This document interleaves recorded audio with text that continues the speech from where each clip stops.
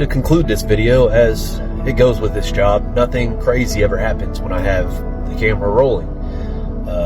During this setup, the lower device that you saw me put out there for the cremation equipment started malfunctioning, and one side of the urn began to drop just a little bit on the side. I adjusted it for the funeral director before the family got there, and we got it all squared away.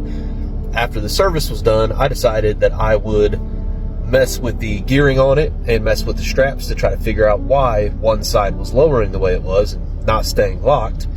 Put a little weight on both straps with my fists to see which side was lowering down, and as soon as I did that, both of the reels came loose and popped off the lock, and I basically head-butted the crap out of the lid stand that you saw in the end there that was holding the lid. So just goes to show you can never be too careful. You might end up with a black eye and a busted nose. So everybody be safe out there while you're working.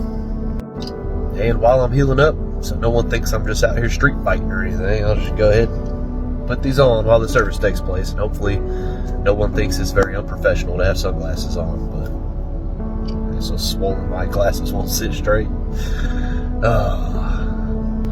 But accidents happen, so it's just a reminder for me to be more careful. So thank you guys for watching. Take care. God bless.